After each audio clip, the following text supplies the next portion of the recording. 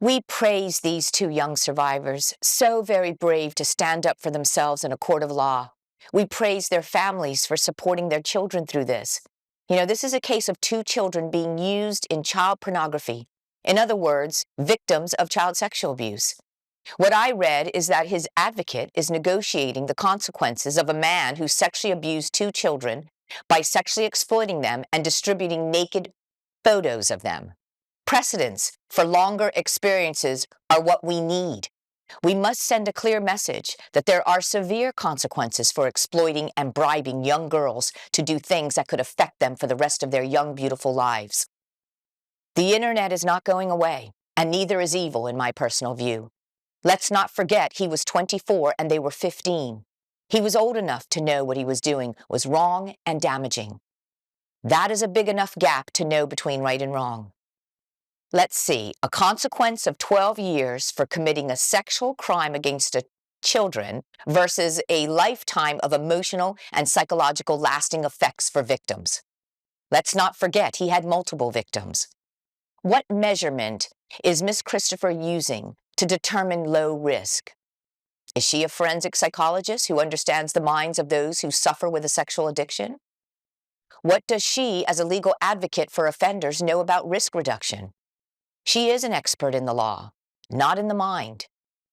He not only seems to suffer with a pornographic mind, but is also a blackmailer who deceived, bribed, and exploited and used his career powers to sexually harm two young girls with the hopes to destroy their reputations and future endeavors.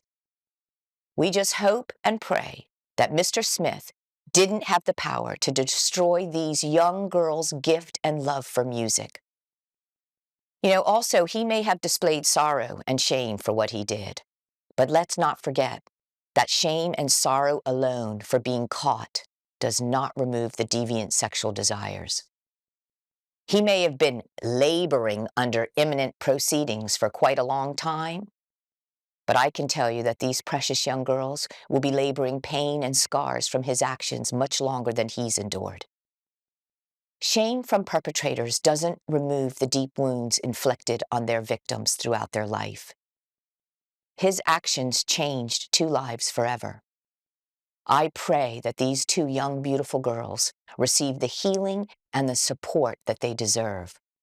I pray they can trust men again, men who will sincerely want the best for them.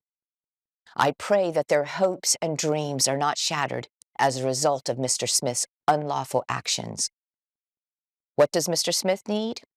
In my view, he needs unconditional love and support from his family. He needs the most effective treatment program for his deviant sexual urges and thoughts of sexual entitlement.